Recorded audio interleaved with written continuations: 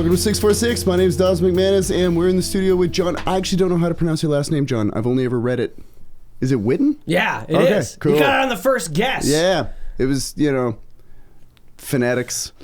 Yeah. It's a pain with saying my first name. I go to the store and, I sign up for something. It's like, what's your last name? It's Whitten. And I have to spell it out because of that silent H. Right. Yeah. So, whenever people are naming people their last names, they got to get rid of all the silent stuff for easier vocal transactions, I'm telling you. Yeah.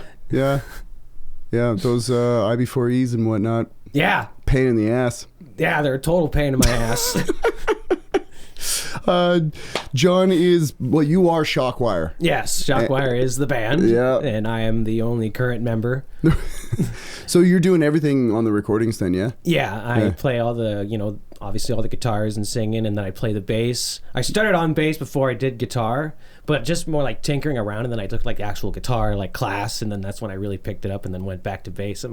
Because then when you listen to bass on top of guitar, there's a lot of interesting stuff going on, and I wanted to add that, and then I just, played drums in a cover band for a bit, playing a bunch of dad rock, which is my kind of style, just hi-hat, 1, 2 cymbals, and let's go.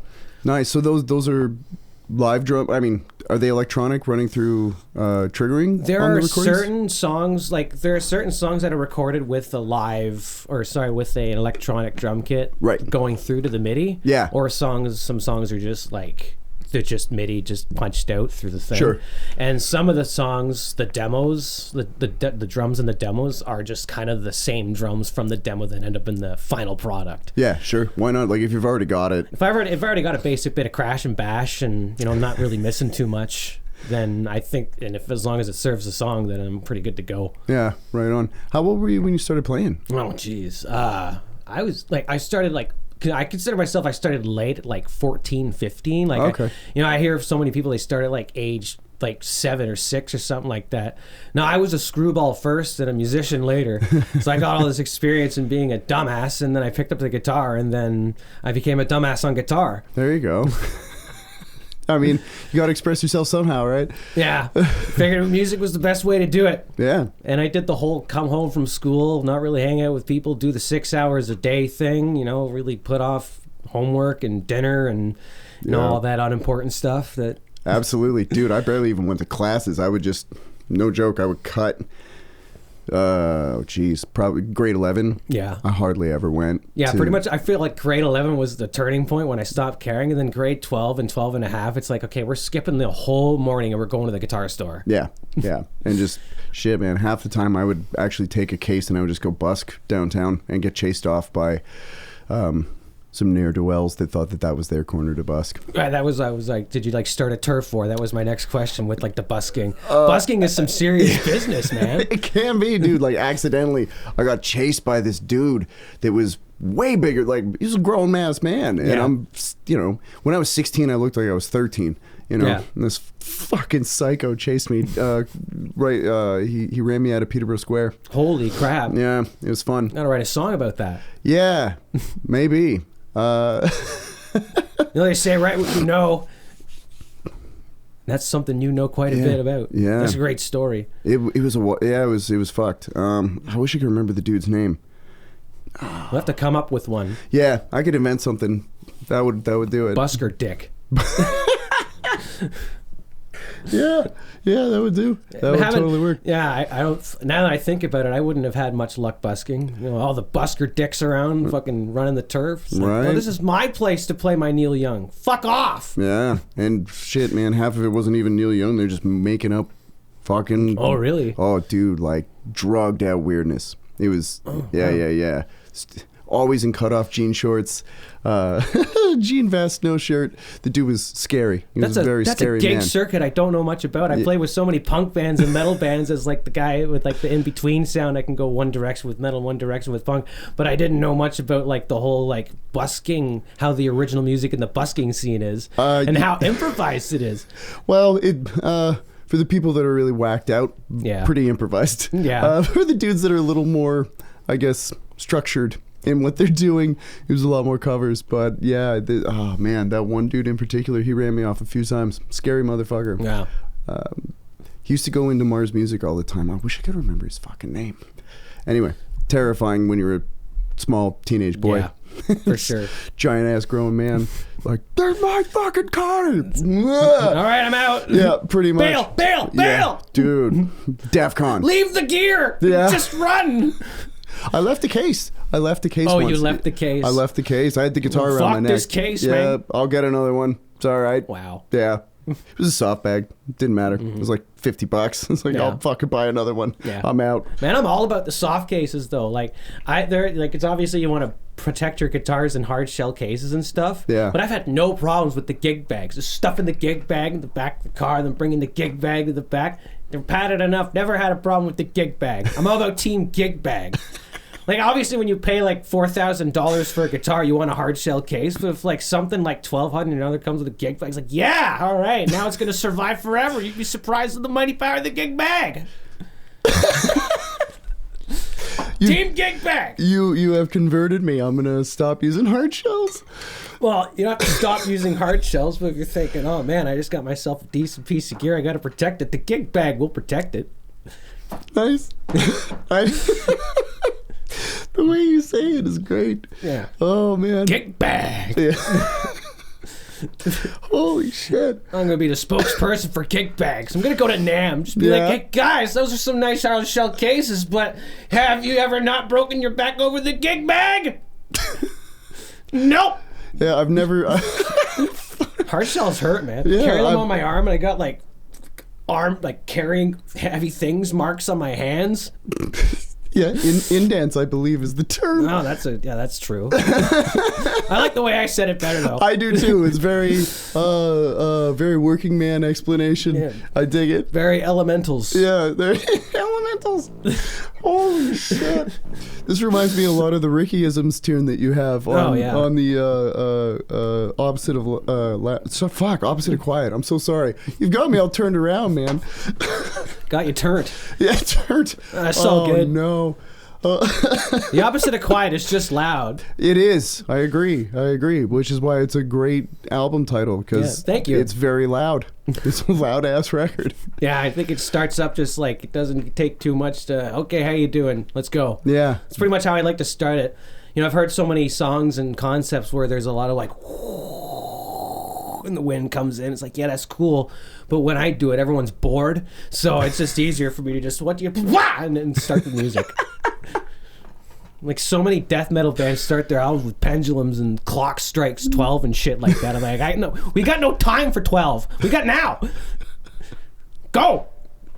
Yeah, for sure. I think that translates very much so into even just the duration of your tunes. They're like, like 2, maybe 2.5 minutes tops. Yeah, I know. Like the longest song is like 4 minutes, and that's like one time. Yeah. I don't really write songs that last too long, but I certainly try to like put a lot of space in within them. So in the 2 minutes, there's a lot going on. Yeah, pack it in. Yeah, get in, get out, quit fucking about. Yeah. Like on top of like being like a 80s hair metal fan, where like the songs would stretch to like 3 minutes, 4 minutes. I'm also a pop punk, like Blink-182, kind of Sum 41, that early stuff. And those songs weren't very long, but they felt longer than they were. Yeah. Because of how kind of like they took you on their sound adventure. Yeah, they do have great arrangements that take you on a journey for sure, which is super integral if you're going to have a compact piece of music. And it's interesting because some songs are like 2 minutes and they don't feel like they feel longer, and then songs are 2 minutes and feel like they're too short.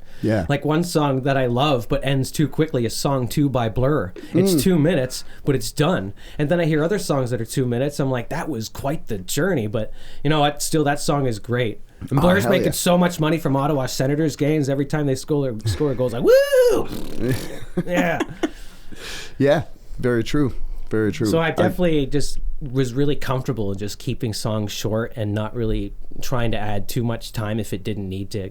But at some point, I'd like to make something longer. And sure. But, you know, and then like when a band like, for example, Def Leppard has like one song that's the 7-minute one, they're like, yeah, man, I love the 7-minute one they did. So it's kind of distinct on its own. Yeah. Whereas if every piece is like 8-9 minutes, you're like, okay. Like that's cool on its own. But like for what I'm trying to do, it for like being funny and stuff like that, and being rapid fire screwball, I don't want to spend too much time on the how long the song is. Yeah, for sure. And I mean, provided you get your point across, like the narrative across too, right? Because most of your songs are fairly story based. Yeah. If you get the story finished within the time, whatever time limit it is, it's done. Yeah, sometimes I'm looking at the lyrics and be like, I think I just kind of said everything. I think everything's been said. Yeah. You know, some of these lyrics write themselves, and then they kind of said their thing, and what do we do to repeat the chorus? Or, you know, sometimes what I like to do, or what I'm doing in some of the songs I'm adding, is like, instead of like a guitar solo, it's like some rant based on what is happening in the nature of the song. Or like at the end of Throwing Rocks at Billboards, the last chorus is just singing, and then I'm like, hey, you want to know how to feel important in life? Just start throwing rocks at billboards and they'll replace, and it'll be because of you. And if you want to talk about autobiographical, that's what I used to do. I used to get drunk and go out late at night, and I'd see the billboards, and some of them have the worst graphic design ever. Like, start whipping rocks at them, and then they'd replace them. Like, holy shit, that was entirely my fault. Yeah. That's awesome. I want to kick. There's like so many fucking real estate billboards where I'm at, and they got their big smug smile on the billboards like they're rock stars. I just want to take a potato gun and bam. Yeah. All allegedly. None of it actually happened for real. Yeah, no, this was all alleged. Yeah. And hypothetical as well. Yeah. Yeah. Yeah, no, the themes of ShockWire are based on things that have already happened, and I'm just writing it based on what's already existed. Sure. Yeah. Like stealing road signs. People were stealing road signs since Oh. road signs were invented. Dude, absolutely. How many kids had a high street in their basement? It was so prominent that it became a That 70s Show joke. Where like, what did the character want? We want something stolen, and they find High Street. That's right. And like, that was like a gag and a half when that was put on television at the time. Oh my God. Yeah, that would have been late 90s, right? Yeah, like 1998, 99 kind of shit. Yeah. Oh my God. I haven't seen that show in forever. I remember it being really good. I remember it being funny when I was younger, but now that I'm older, I'm like, man, I really don't care about the love affairs of these teenagers. Like, Jesus. Yeah, that is something that doesn't really pique my near 40-year-old interest anymore. It's like, you're 17. None of this matters. Yeah. Yeah. So, like, but the stuff with, like, Leo from Cheech and Chong, like, when Tommy Chong played Leo, the kind of antics-based stuff is, like, what's my favorite part of the show. And my favorite part of most shows. Yeah, just the silly. Just like the music, just antics. Yeah, absolutely. Something I did notice with the stuff that I guess I just didn't know how much punk influence you have. I knew you as more of like an 80s metalhead. Yeah. But there is punk riddled through everything. But I grew up with The Offspring. Right. Like, I heard Self-Esteem. I'm like, what is this? And then I heard the whole album, and just, this was such a cool sound, and I liked the rapid fireness of it. Yeah. And then there's this game, speaking of late 90s, there was this game called Crazy Taxi. And the soundtrack, starting with The Offspring and Bad Religion. Right. Just so fast and catchy. And I just liked how it sounded, and it was simple too. And I picked up bands like No Effects along the way. Sure. And what I like that a lot of these bands do is that they sang around just a minimal amount of chords. I thought it was cool to like have this cool basic platform to sing around. Sure. Because it's about the singing. And like the Ramones are a good example. They write such great like on the A chord alone. They write such great melodies, and I thought that was influential. Yeah, sure. As much as I like bands that really kind of animate all over the place when they play, there's something so cool about focusing on aspects of a song where it's just crunch, crunch, crunch, chord, crunch, chord. And my favorite punk songs were the ones that were slowed down too. They had the gap, but then when they went under that style, I was like, I wanted more of that. Yeah. And I guess I kind of came up with that myself, you know, because a lot of ShockWire's music is music I've personally wanted to hear. Sure. Yeah. Well, why wouldn't you write the album you want to hear? Yeah. It's like, and I've spent so much time trying to write some sort of product in the past. I'm like, nah, I'm going to do things kind of closer to my way. Yeah. Well, I think too, even with it being highly comedic, authenticity is what really registers with people more than anything. I think anyway. Like, if it were put on, like if I heard that stuff and I was like, I've played with this guy and that is not him, then it wouldn't hit the same way. But I mean, like, I try to make the thing as transparent as possible. Yeah, like if like what you hear in the music is most likely connected to some sort of real life conversation you're gonna have with me about something. Like, yeah, well, that's what it's exactly what it feels like. I'm like, yeah, that sounds about like, right. Even Rickyisms, you and your buddies are just shooting Ricky quotes back and forth, and right. Oh shit. I was re-listening to it today, and when that one came on, I was just fucking howling. And also, I don't. Hopefully, this is not a bad question, but I am curious. The end of the chorus, like the tag of the chorus, has a very much of "I fought the law" kind of feeling. Dan dan. Yeah. Was that intentional, or is that just? I think it's just kind of a dent. Is to me is a more of a universal music sound. Sure. Yeah. And ShockWire with the lyrics is kind of fortunate enough where I can take something that kind of universally exists and put it into a song. For sure. And then have it be a part of that song as well. Cool. And I just got it's kind of bouncy and fun, and it rhymed with the dope. Like it, or sorry, went with the dope. Yeah. But it was never really intended, and if it is, then like. Or if it comes off that it was, and I'm like, fuck, sorry, Clash, I wasn't listening to you at the time. Oh no, I didn't mean in terms of theft. I meant like homage, like not in that way. Actually, just really just a universal sound that's just kind of everywhere, and just kind of threw it into the end, and it went with dope. Cool. Okay. Yeah, but that's interesting. I fought the law and the dope. Yeah, because I was like, oh man, what a great little nod to Law One. No. Okay. But out of punk bands, Clash was actually one I missed. They were they were too complicated. I gotta say, man, I fucking loved London Calling. That's such a good record. Have you ever listened to it front to back? I haven't. I've only I think there's one song I really like from it though, called Clampdown. Yep. That's the one that I picked up on. Yeah. Because like I'll listen to like a band or an album and like kind of scan through it, and through the scanning I'll have one memorable song that'll stick with me, and that was the song. Yeah. Nice. And I've heard like the, London Calling, the song. And of course. Through media and the radio enough. So. Yeah. The whole record is sick. I love it. I love that band. So. I don't know. I just as soon as I heard it. The Clash is like they were a sophisticated band too, on top of everything. Yeah, and raw as shit though. Like it was really cool because the whole like get off the fucking stage. That's influential, man. Like huge. The whole vibe of punk is also influential to me too. We're like what's fun? It's very frenetic and just. Yeah. And you very much exude that energy. Yeah, it's like the abrasiveness of metal and the frenetic nature of punk. Yeah. Mixed with fucking ridiculous comedy. Just singing how it just comes naturally to me, man. Like people are really great at writing love songs. Sure. People are really great about writing about what's going on in the world with politics. Yeah. I'm really great about writing songs about speed limit in the car. Yeah. Yeah. Oh man, fuck! I remember when you first posted that one. That cracked me the fuck up, dude. Because you got drugs in the car. Yeah, that's great. That was great. And that's a song where other songs had to exist before it. Right. It like example with the doot doot. Songs had to be like this song is basically influenced by F sharp minor speed metal songs about driving fast. Sure. Speed Demon by Keel, Coming at You Live by Tesla. They all have the same kind of theme.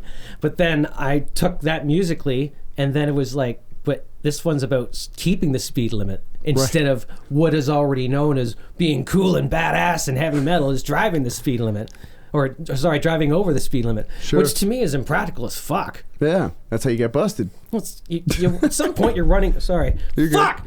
I owe you a new microphone system. At some point you're gonna be running to some dude driving the speed limit anyway. So he's like, "Come on, I'm trying to go fast." Yeah. I'm pretty sure those are the people behind me. Nope, sorry, dude, driving the speed limit because there's drugs in the car. You're going to have to go around. Yeah. You're going to have to wait till the things go double, the lines go double, you can go around. Yeah. Oh, my God. Your impatience is not of my concern, sir. Yeah, should have left the house earlier, dude. Right? Shit. Yeah. Well, you know what? The thing about, like, just keeping on the road at the right limit is, like, the music lasts longer. You get to listen to your favorite bands. Right. sometimes, you know, when you like pull up and it's like the middle of a song and you're like, fuck, well, what if you drove just a little slower? Then the song ends as soon as you turn off the car and you were like, that was good. Yeah, because then sometimes if there's a real banger that comes on, I don't know about you, but I'll sit in the driveway and I'll wait till that fucking song finishes before I switch it off. Oh, I'll be like, fuck, why'd you do this to me now? I gotta go inside. Yeah, well, I mean, I guess it depends on how badly I gotta piss, but I mean, you don't open the car door and just let her go when you're listening to music? I mean, I might have an empty kombucha bottle in the backseat. Piss jugs. Driving around the park like you're still driving a truck. Holy fuck, that's not bad. Oh my god. Did you see them when they came to town? Like however many years ago? God, I have a story and a half on that one. Nice. So, for those listening who are fans of ShockWire, you know me as a guitar player who plays speedy and shit. Then the form is called shredding. So Trailer Park Boys years ago, I had to go, and it was to go to a funeral. It was what it was. But then I was going to go with my buddy, and he gave his ticket to someone else and paid me or whatever. And when I got back, he's like, dude, you're not going to like this. I'm like, why? Oh, yeah. They did a shredding contest.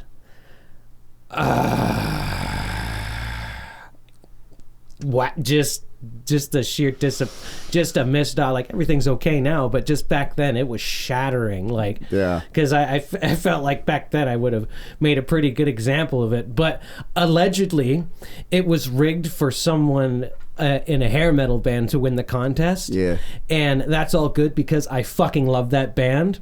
And what's even cooler is that even though I didn't win the shredding contest or get part of the shredding contest, the song Rickyisms has been acknowledged by Julian from Trailer Park Boys. No shit. He commented on the Instagram thing and said, nice work, brother. And I think he either keeps an eye or follows me because he's liked the speed limit video as well. Nice. So at the end of the day, like I said, everything's okay. But back then it was pretty shattering to hear. So no, I didn't see the Trailer Park Boys at that time. I'm sorry for that moment, but happy for you that he's following the stuff. It's cool how things, when what comes around is all around. Yeah. Yeah. Nice. Good callback. Oh my god. That's hilarious. I am curious with the riffing and all that stuff is a lot of it's very minor based. Is that intent? Like, do you just dig on a minor sound, or is it just whatever comes out is what comes out? I pretty much just end up using, when I'm putting together songs, just the coolest combination of notes, and they end up being in those particular scales. Okay. Like, I listen to a lot of the shredder types, Paul Gilbert, Yngwie Malmsteen, Sure. and Joe Satriani, and I always like the ones that use kind of the brighter sounding and more aggressive sounding scales, rather than Yngwie that use kind of the more sad sounding scales. Sure. So it's all coincidental, and it's just kind of, sometimes just riffing around, and my favorite chords like G, D, and A, and F sharp, and so at some point something's going to get written around that structure. And my favorite bands like AC/DC have written songs in 40, 50 years, doing a very reliable structure in that sense. So I'm not really threatened by like, oh, you're using the same shit too much. It's like, oh no, I didn't mean it like that. No, I'm just kind of speaking in the overall commentary of just like how people talk about things. Oh yeah. But it's just that it comes out. I just use my favorite combination of notes, and it just used the coolest sounds I can think of. Sure. Dude, I get it. Fuck. I would say half the stuff I write is either Dorian or harmonic minor. Yeah. I don't know what Dorian means, man. There's still a lot of like musical phrases that I'm missing in the world. So if people are yelling at me like, you suck, be like, okay, teach me. I mean, it's basically, I don't know, like, just as a really simplified example, if you played the C major scale, yeah, but instead of starting on C, if you started on D, you would have played D Dorian. Mm-hmm. It's like a very... I think that's kind of what I got from that, is like, I kind of know how to do that just by just messing around. Those kinds of patterns. Yep. It's I don't know, but I guess it's really reliable language for people, and if I probably learn the language, it'd be reliable for me to like translate musically to other people as well whenever like I'm in a jam situation. Yeah, I mean, honestly though, like, if you know how to make those sounds, it doesn't really matter. Yeah. You know what I mean? It could potentially expedite explaining something to somebody, but like if you're trying to get somebody to play something on your stuff and you go, oh, it's a Dorian thing, and they know what that means, then you know, you're just locked in and you're done. Yeah. But 90% of the time, if I'm gonna get a guitar player, I'm like, you do what you want, you do you. Right. Like for lead guitar solos, as long as it sounds tasteful. Yeah, for sure. Like I'm not gonna be like, you must do Finding Nemo mode or whatever it's called, Finding Dorian mode or whatever. Yeah. For sure. I don't know. I just really like that sound. Yeah. Satch, actually, speaking of Satch, he uses it a lot. So does Kim Mitchell, actually. Yeah. Especially in the his earlier stuff that was like really weird. It's kind of a cool mixture of using minor intervals and major intervals, and it just makes it sound a little more spacey as opposed to, like you said, for like the Malmsteen stuff, which is he typically uses either natural or melodic minor, which has that more kind of bummer sound that you're talking about. The reason Satch's stuff sounds so much more like his guitar just ripped a fat bong is because of the modes he's playing in most of the time. Because he's smoking with the alien. Yeah, right. Dude, that's my favorite record. Oh, that's cool. Yeah, actually, I started learning to sweep pick just so that I could do Crushing Day. Oh, cool. I fucking love that song. My sweep picking is atrocious. It's god-awful. Oh, so is mine.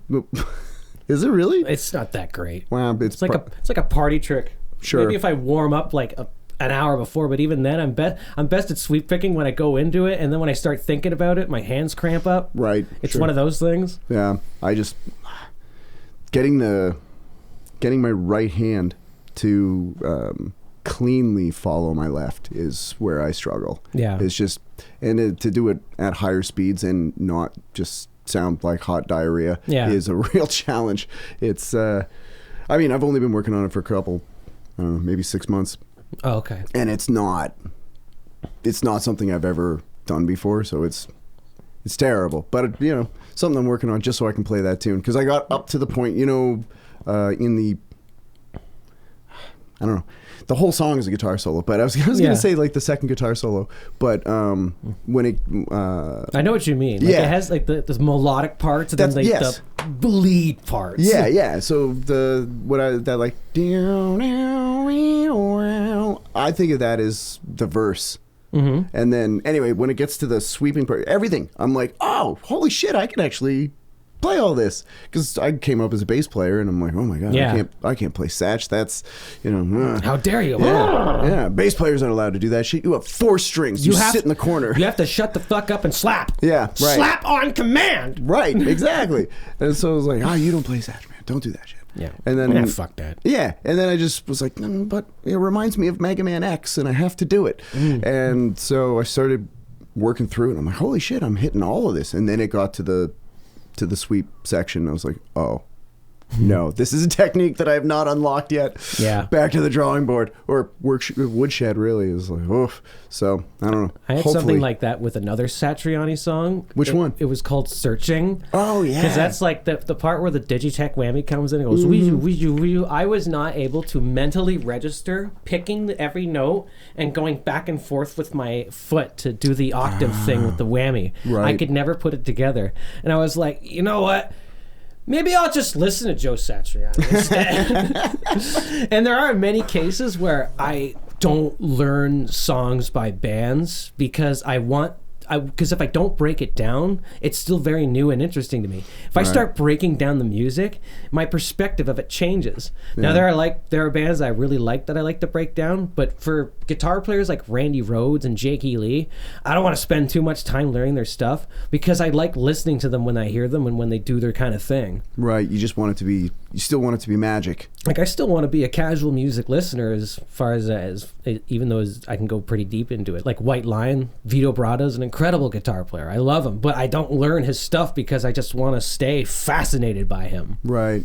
Okay. Cool. So you find that, I don't know, I guess maybe do you lose a degree of joy listening to that stuff when you know it too deeply? I've actually stopped listening to songs after I've learned them for a very long time. I'll be obsessed with a song and I will learn it on the guitar, and then the song's life will continue on the guitar and it will expire from actually listening to it. And I've noticed that. I'm like, I kind of want to not do that. Right.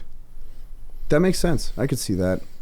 But I also play like a lot of cover shows, like do a lot of covers too. So I'm more than willing to do that. But a lot of covers are kind of like the crowd pleasers and, you know, Georgia Satellites and classic blues stuff. So there's not much to, when you broke it down, it's still pretty cool because it is what it is. Yeah. But the more complicated or maybe unique sounding guitar players, I kind of like to stay casual when listening to them. That's cool. Keeps me interested in them. Yeah. I get that. That's a cool approach. If I know, I never even really thought about it before, but if I do know a song too intimately, I tend to not listen for pleasure. I think an example of that, since like you love progressive, is La Villa Strangiato by Rush. Yeah. I loved it and learned it, and then that was it for both me playing it and me listening to it. Really? Just done, huh? Maybe I should just go back and listen to it. Now, I still listen to Xanadu, and I don't know Xanadu. Okay. It sounds very learnable. Sure. Like, what's cool about the classic Rush, it's like a collection of learnable riffs put together into long songs. Yeah. And I'm like, I want to listen to it. And like when that song ends, I'm just like, I just clap at the end of Xanadu. Yep. Every time I'm driving Xanadu, I clap. Let go of the hands of the wheel, clap. Yeah. Getty, take the wheel. Yeah. Yeah. Sorry, that's so stupid. That's funny. That is one band I've never had a problem with when I learn their stuff and it comes on. If it's on the radio or if it just pops up on a playlist that I happen to be listening to, I'm still like, crank that shit. I have that with AC/DC, and I think it is because as much as you learn it, they still have their power and way of doing it. That's it's undeniable when you do it. Like I can play, Guns for Hire in my room, but when they start with Guns for Hire, watching the old 84 videos, bam, like that is a force to be reckoned with. Oh yeah, dude. Did you ever see them live? No. Oh, that is too bad. That's okay. Oh, sure. I mean, I'm a bit picky with bands because like they'll play live and then they'll play like the song like 2 or 3 keys down than what they were because they're older. Right. And I'm just not really into hearing that. I just rather listen to the music. And because I try to learn the songs in the original key they play as, it just I shouldn't even be like, fuck you for tuning down. They've been doing it for millions of years, and here I am still not doing it for long enough. Yeah. So, but that's kind of a thing. So, but everybody's got their preference, man. Yeah.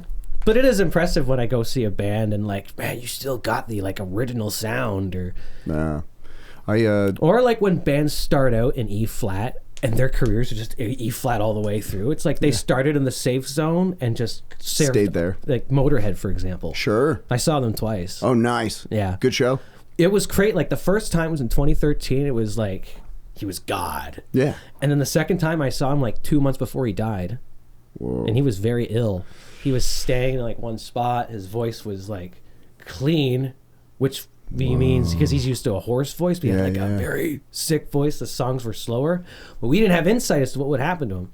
But no, to answer your question, both Motorhead shows were incredible. Nice. Like if I want to see a world's loudest band, I'm glad I saw them. Yeah, that's pretty cool. I've never seen them. I did get to see AC/DC. What show was that? Oh God. There was a festival called SARS Stock. Ah, the SARS Festival. Yeah. That was like the definitive performance. Dude, it was insane. It was so good. Rush was there too, actually, speaking of Rush. That was the first time I ever saw them. And I subsequently saw them 6 more times. Because it was just like, yes, this is my new favorite band, and I'm going to pay attention to everything that they do. And I'm going to try to learn as much of their shit as I... And at the time, too, I was like 14. Well, there were a lot of Rush followers that are mentioned in the Rush documentary. Oh, cool. But the AC/DC set at SARS Stock, like I've watched it on YouTube, it's like, that was a definitive set. Dude, it was so wild. I've talked to several people who've went to that show, and they all basically say that like AC/DC stole the whole thing. And then Rolling Stones came on and was like... I was talking to someone and they said Rolling Stones came on and they went to sleep. They didn't fall asleep. They were just like, okay, I'm done. I'm going to have a nap in the middle of the festival because festival attendees can like nap in the middle of the day for some reason. Yeah. I'm like an insomniac. I need a whole ass like ritual preparation to go to bed. And even these festival people be like, okay, I'm done. I'm going to sleep while loud music's playing. Well, I mean, I can't even fall asleep to music because I'm busy learning the songs as they're going. Right. I think for the people that were passing out at that festival, it was a combination of dehydration, heat exhaustion, and exogenous substances. Yeah. They were just knocking fuckers out. Dude. And AC/DC. And AC/DC just sapped the last little bit of energy anybody would have had in them. Because they take a lot out of... a really good dude. Loud band will take a lot of energy out of the center of you. Oh, you're tired. If you're not tired at the end of a show, then... either you weren't listening or the band didn't try hard enough. Or the band wasn't that kind of band. Well, that's true too. Right. Okay. That makes sense. Yeah. But this was a rock festival. Come on, let's go. Yeah, but I'll say, like, I've gone to some folk shows, like, pretty quiet, but, like, it's, you know, it could be really emotionally heavy, and I still feel sleepy when I'm done. It's yeah, like, that's whoa. true, too. It can take the mental aspect out of you, rather than big physical. time. So, but anyway, AC/DC just slayed it, and it was too bad that the Stones went after them. They probably should have gone first. Like, well, not first, but they should have preceded. There were so many commercials of Rolling Stones advertising the thing. Like, imagine if it was AC/DC, it'd be like, "Hey guys, we're playing Shasta. It's gonna be thunder." Yeah, yeah, that's exactly what that would have sounded like. It was actually I played in an AC/DC tribute band when I was in high school. Oh yeah? Yeah, with my brother. It was fun. It was really fun. We Did you like do the high school talent show? Yeah, sure did. How the fuck you doing, PCBS? Yeah, well, we weren't allowed to swear. We were told in no uncertain terms. We're on a highway to the basement. Yeah, yeah. We got in trouble because I'm sure you've seen the live footage when they do the jack and Angus does the striptease and then moons the audience with the flag of their country on his bum. Yeah. Yeah, we did. Or that's actually Jailbreak, I think.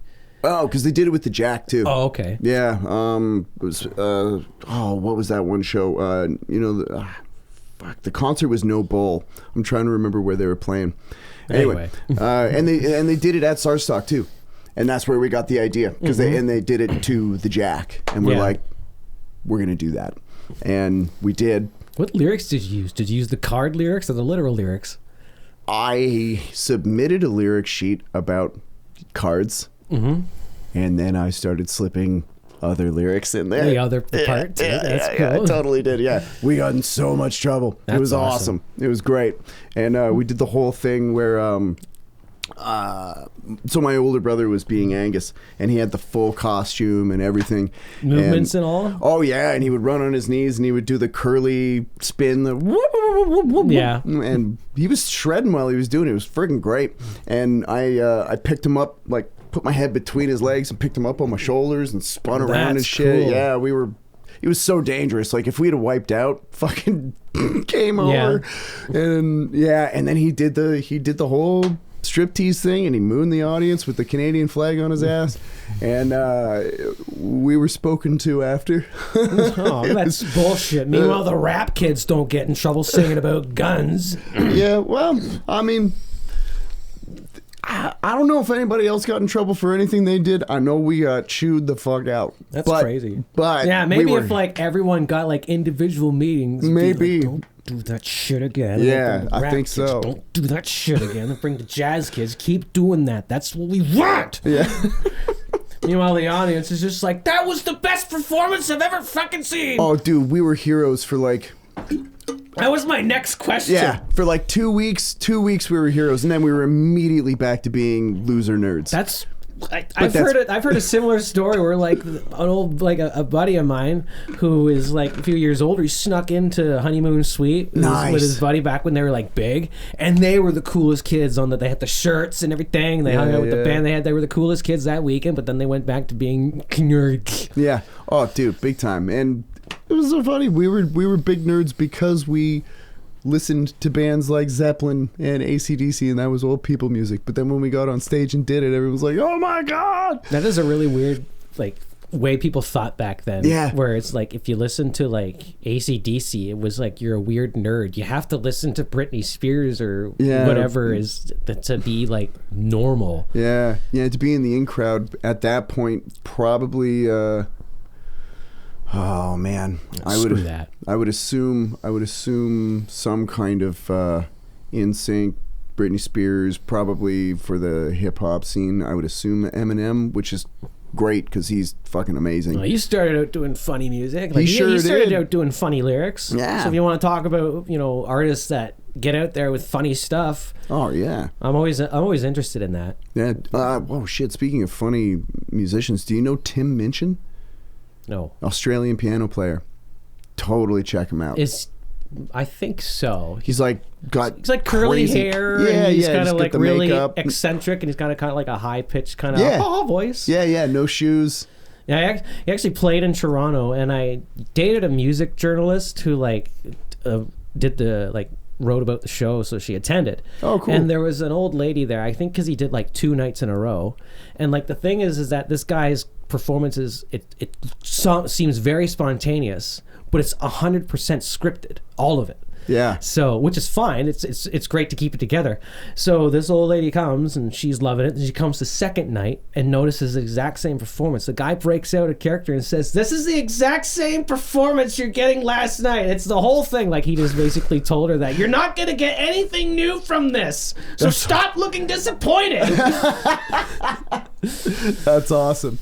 Yeah. Oh, I love his stuff because he's a phenomenal musician, but his lyrics are fantastic, and he goes back and forth between being like quite an intellectual and just nothing but 4-letter words in the next tune. It's great. The acrobatics between the high and low brow is fucking stunning. I love it. So. And we have like the internet out there, like out right now, to get stuff like that out there, because it's not easy to get like that kind of thing on CBC, even though it's very tangible stuff that people would like. Yeah, and that's what I love about the internet. You can, instead of being signed to a label, I can put my song out there and get 5 million views on Instagram, and and then you can get the same sort of mixture of love and hate that everybody else gets. Well, the hate comments are great because they come in and they imply that I'm getting to new ears. So for every 10 people to like it and 1 person to hate it, it's like, well, thanks for letting me know that it's at least getting somewhere. Right. Because if it's all your friend circle, then it's like, well, this is nice, but we want to grow. Yeah. So that's a great indicator of telling me that I'm growing. Absolutely, dude. It was just some of the stuff that you post is funny about people talking shit. It's like, man, it's just like, you have nothing better to do at this moment. Right? Like, when I don't like something online, I want to avoid it. If I scrolling past, I don't want to spend more time with it going, this sucks. Yeah, But people are very fickle about it. Like, I posted like Eric Clapton, cocaine, but it's weed, and like, which is less controversial than cocaine. And a whole bunch of people were just like, this is not funny, this is fucking stupid. And like, well, first off, calm down. Second off, this is not meant for you. Yeah, I don't know. I thought it was funny as shit. Yeah, man. I thought people did think it was funny, and then it just went too out there for. That was fun. Yeah, it was great. That was quite a summer. Yeah. The speed limit thing happens, and then all the small things, but actually the small things happen. That gets posted on like a Blink-182 forum or something like that. Oh, cool. And then that happens. And then in between, like, Rickyisms went viral, and like Julian liked it, and then stealing road signs got put out there. But in between all of that was the madness that the cover song had cost cocaine, but it's weed. Yeah, it was so funny. Like, I was like waking up and like looking for them actively. I would like wake up in the morning or in the night, get a bite to eat or whatever, and I'd be like, okay, I want to see what's going on. This is great. Health people say, don't start looking at the device. Fuck you, I want to see what's going on. It's that, and like that's sometimes it'll wake you up better than coffee will. Sure. And say, whoa, all right, we're already ready to battle. When you're coming up with I hesitate to say parody, but it's basically parody cover. Yeah. Is that just something that's spontaneously pops into your head? Is it more formulaic, or do you just are you just sitting there going like, I get high, I get high, I get high. I think I think with the Eric Clapton, I think it's a combination of things. Like for all the small things, I just realized that small objects, and I just started singing about that. But with Eric Clapton, the song was playing on the radio, and I'm singing along to it. And like the thing is I'm not into cocaine, but I like weed, so I just said weed instead, and that just stayed for a few years. So the parodies are kind of all over the place. Like for gas prices, just pumping gas one day. I see the gas prices rising. Sometimes it just comes, and other times it maybe, I don't know. I guess it just really comes and it just gets put together. Yeah, nice. It's weird how ideas happen. Like I agree. I'm sitting there and then like something comes up and it becomes a permanent forever idea. It's like, how did I do without this particular idea? Sure, yeah. But a few of those like small things, and they kind of sat there for a long time because I wanted to be known for my original songs first, because I didn't want to put these out and people go, hey, make full versions of these, and have people want me to make a full career out of that. It's like, no. I'm the funny guy with the funny originals, but I also know how to play stuff. So here's some funny parody lyrics based on songs you guys know. That's cool. It's funny too, like. And I just like to leave it at the end of a verse, because like I think with like ideas like that, if you stretch it to a full song, the joke has worn off. Oh, big time. And like people don't understand that when they're saying full song, they're in the midst of a dopamine rush. Oh, big time. So once the dopamine rush runs off, and once I spent all that time making a parody, I wasted time putting into something that's not going to have an impact when I could have been making original music that fortunately is getting out there. Yeah, absolutely. It's funny too, because stuff like the gas prices or small objects or weed, I think a lot of people, or at least I know I do myself, will situationally change lyrics to songs that I know. Don't you fuck with shit? All the time. But I never think to actually record it. Yeah. I just go like, I've amused myself for 7 seconds. That was great. And then it just disappears. Yeah. You know, I never actually go like, you know what I should do? I should go write about, I don't know, fucking... And like when you do social media, you have like your primary content, and you want to have like entertaining things surrounding the content, so you can create like this whole atmosphere and this vibe and this brand. And I think it's a great way to stay funny and stay musical without really going too deep into being in covers. Yeah, because I love doing covers, and you know I make great money doing covers, but I'm going to do the original music stretch for as long as I can. Yeah, and like I said, the little clips are just right now with how ShockWire is established. Like, yeah, he's got his music and he's just doing these, and we know for the most part that they're just silly little things on the side. Yeah, like even when like someone's like, where's the full version? You'd expect like maybe like 70 likes on it. Not really. Yeah. Like 4 or 5. They get it. Most people just get it. Oh yeah. It's a snack. And like the fact that I'm playing it in the garage without any recording equipment. If I was like this setup, then it'd be like, where's the full version? Well, no, then seemed a lot of little it's cool to like just vibe out in the garage. Sure. And the garage reverb is awesome. Fucking garage reverb, man. We need like audio effects and audio interfaces and DAWs and stuff called garage reverb. Right there. I'm sick of church reverb. Yeah. I don't know what church reverb is. I don't go to church that much. But I know my garage reverb. I know my garage verb. Bathroom verb's pretty slick too. Bathroom verb is awesome. Yeah. It's got like this hollowness, hollowness to it. Yeah, there's a girthiness you can get. Yeah, that's the word. Hollowness. It's girth. Yeah. Didn't like Zeppelin record some drums in the bathroom? I know that they did when the levee breaks at the bottom of a staircase. That sounds about right. Yeah. I sat on the toilet. Yeah. Bonham's drum throne is porcelain. Yeah. That's great. Yeah, I think that was more accidental. Like they just came into Headley Grange one day and the kit was set up at the bottom of the stairs, and they went, sure, let's fuck around with this. Yeah. And then they took some mics up to the top and they discovered that it had a really sick verb. And they're like, hey, let's do it here. This sounds awesome. Sounds about right. Yeah. You know, I mean, I think happy accidents are a massive part of how most things come together. Yeah, well, like distortion was a happy accident. Right? Some newspaper fell on an amp and it was like, and people were like, whoa, that's the coolest thing I've ever heard. All of a sudden I want to punch security guards. Right?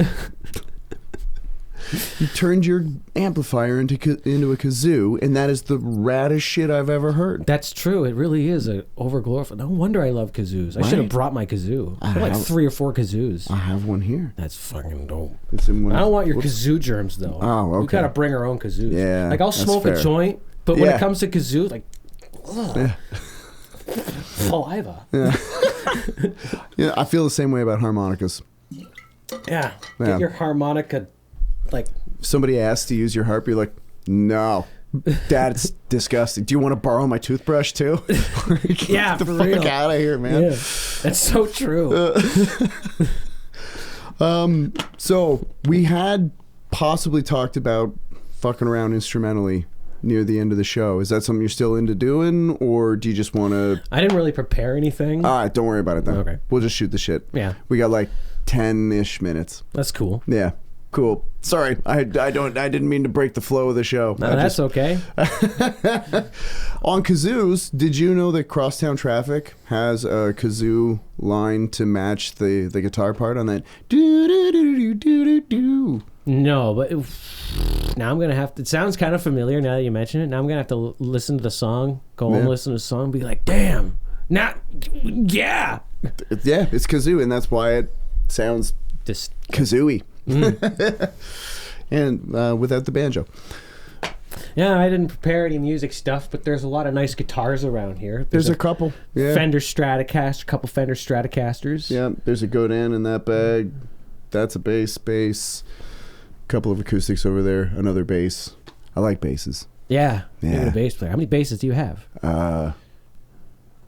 Like 3. Oh, okay. Like, so it's at least you know the answer. How many guitars? Yeah, I don't want to answer that question. I mean, I spent the amount of money I've spent on like PA gear and studio gear, right, as well as guitars and drums and yeah. There's like quadruple the amount of speakers in my room. Right. I mean, that's important though. Yeah. I mean, I only have 2 bass amps. I only have 2 guitar amps. I just have the 1 PA, but then like. I feel like bass players are much more happy with just like they get a couple basses and they get a couple pieces of gear and they're just like, all right, I'm off to the gig circuit. I'm ready to have fun. I mean, our strings last forever. That's true. Really? They last like 7 years or something like that. Dude, you could pull somebody out of the ditch if you had a winch and a low E string. I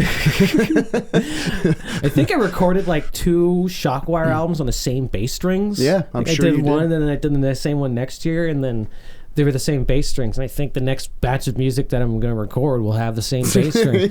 Unless I make a new bass. I want to make like, I was thinking about making a short scale bass. Oh, cool. But then I'm like, where do you get like the shorter parts? Because like for bass kits and stuff like that, you get like the regular bass lengths and precision bass and stuff, which is cool. But I'd think, hey, I'll make a short scale bass, make it easier for me to record. That would be cool. Are you like a big P bass fan? Not really. I like the PJ bass. I like the jazz pickup, and then I like the precision pickups in the middle to do the blends and stuff. Yeah, for sure. But like, well, P bass alone's like great. Sure. But yeah, no, it's great. But when I want like a more distinct bass tone, more of a jumpy bass tone, I'd rather go to like a different pickup setup. Yeah, for sure. But for blending in all the right ways, I think P bass is the way to go. And actually, now that you mentioned, I was actually thinking of recording with P bass to bring the hoppiness down a little bit and kind of balance the sound a little bit, but I'll mess around. I don't have one. Might just go with the old Jackson and turn down the tone knob, and there you go. Yeah, for sure. I rip out all the tone knobs on my guitars, but they stay on basses. Yeah, it's funny actually. I have a Warwick in that case right there. Warwick. Yeah, I love it. Oh, cool. Yeah, if I have to get in, it's a 5-string too. So if it's a more woolly kind of tone, I'll just I'll do the blended pickup. And then I'll roll the tone knob off completely, and I'll play typically just from the low B string to the D string for the most part. You ever blow any speakers playing that low?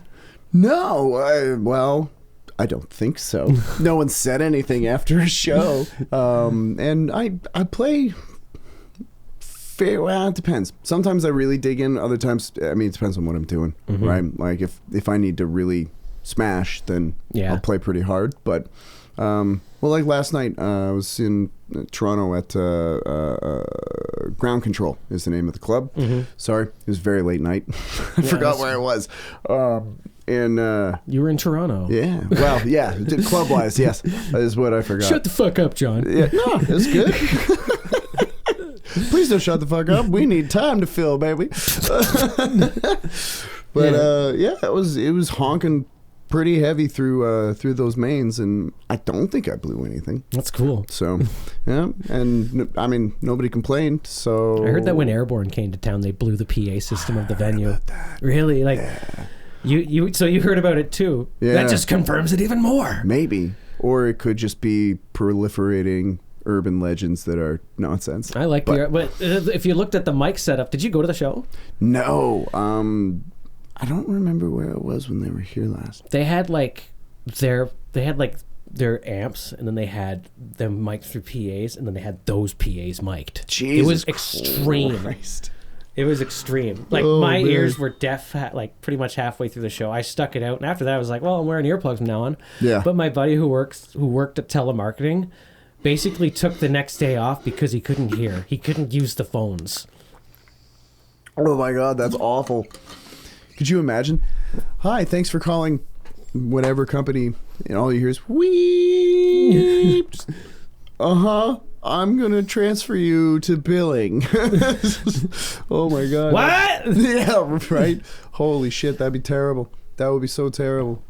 No, I have seen them before. And they put on an awesome show. It was weird. It was at this crazy metal festival called Mayhem Fest. Oh, I've heard of that. Yeah. Where was it? It was at Downsview Park. Yeah. And it was funny because it was... I'm trying to remember the name of the band. Excuse me. That's all right. I want to say it was this fucking death metal band called Red Chord or something. Mm-hmm. And like super Cookie Monster vocals. And then Airborne comes out and they're like, too much, too young, too fast. And everyone's like... Yeah. Just doing the Carlton dance, and it was such a vibe change for, I don't know, 45 minutes, and then it was right back to, and it was hilarious. It was such a great palate cleanser. They play those festivals all the time. I guess they just really deliver like that amount of heaviness that people can enjoy it amongst all the death metal bands as well. It's a mega high energy show. Like, they're fun as shit. Yeah. And I don't know, I love that band. And I know they caught a lot of flack because people thought that they were just an AC/DC clone, but... To me, I'm like, more AC/DC the better. Yeah, right? It's the same thing with when people were pissed off about Greta Van Fleet. I was like, why are you mad at more Zeppelin? Yeah. In fact, it made me go back to listen to Kingdom Come, which is an 80s band. Oh, cool. That's what, because I heard of them before, and then Greta came out. Like, man, why is everybody so angry about this? They did this before with Kingdom. Oh, I should go listen to these guys. Right? And then it's all killer music. You're like, this is great. It's just more shit that this is more riff rock. The more riff rock I can get, the happier I'm going to be. Yeah. Like... You know? Like I'm like, that's why I like hair metal. I like if I like one band, the next 10 bands that sound similar are gonna be great too. I just want more of the same. Yeah. I'm not the one that likes to expand my musical horizons. I just like to go deep into as I possibly can into like one or two different types of scenes. Sure. But there are so many AC/DC clone bands. There's even a Swedish one called ABCD that releases original music under the style of AC/DC, but they have their own original songs. That's and it's great. Like, it's awesome. And even the back, they say, "We salute rock and roll brothers AC/DC." Like, they're just totally aware what they're doing. That's great. Like, they have a song called "Rock and Roll Devil," and it's about a guitar player that's louder than, with all the Marshall stacks and faster than Yngwie and fuck you, Jimi Hendrix. He says stuff like that. Come on, Yngwie! Come on, Richie Blackmore, if you dare! That's hilarious. That's awesome. I'm gonna have to check that out. Yeah. That's great. Well, it's high quality stuff. It came out in like 1992, and then a second album came out in 94. Oh, sick. So they're kind of like right after that Razor's Edge thing. Oh, cool, yeah. I liked that record.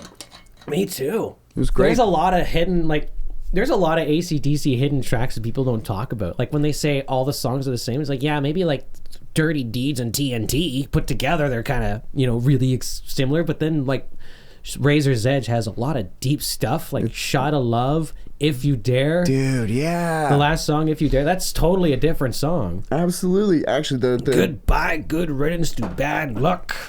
The tribute that I had with my brother, we were called The Razor's Edge. Oh, that's cool. Because I love that record. Yeah. Yeah. And this song, too. Oh. AC/DC just sings about sex. No, actually, that's about war. Yeah.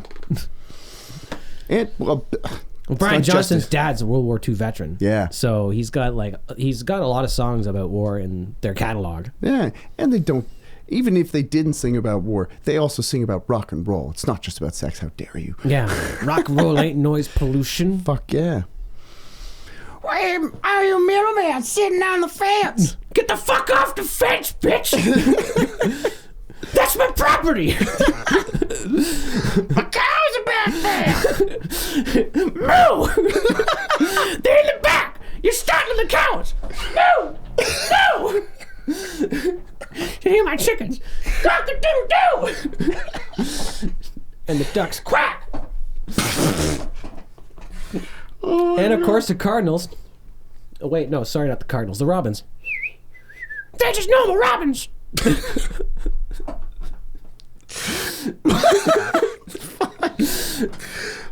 on a highway to the farm.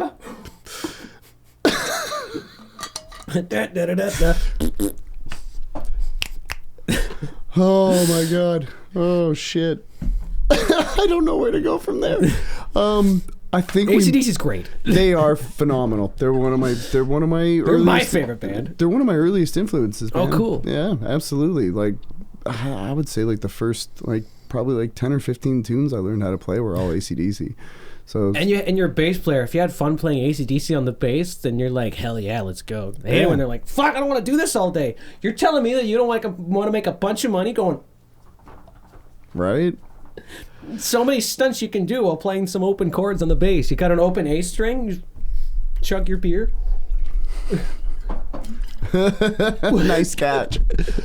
Yeah, actually, I started on guitar, and then I switched over to bass shortly after because my older brother was like, "I'm the guitar player. You play bass." But now you're probably grateful for that. Oh, big time, because I get a lot of work as a bass player. Yeah, it's true. Because everybody wants a bass player. So everyone plays guitar. Yep, that's right. And most better than me, so I'll play bass. I think we might be out of time. All right. Well, super quick, huge thanks to Pet Rock for putting this out for us. John, tell everybody where they can find you on all the things. Yeah, you can find me on Instagram. That's where the most of the activity happens, and then Facebook and TikTok, and then I post occasionally on YouTube. But I reply to all the comments on everything like that. So if you got something to say, hey, you're great, or hey, you suck, I'll reply to it. Yeah, thank you so much for having me. I had a great time. Good, I'm glad. It's all at ShockWire, yeah? Yeah, pretty much just ShockWire Instagram, just ShockWire Rock actually is. Oh, okay, cool. Yeah. I'll get you to send me like a list of links and stuff, and we'll attach it to this. Yeah. All right. All the links will be, and then you'll be like, I'm here now. ShockWire Town. Shoot, motherfucker. Jesus Christ. All right, cool. That was fun, man. That was very fun. Thanks. We should do it again. We should do it again. All right, cool. Thanks for listening. Have a good one, everybody. Peace. Cheers.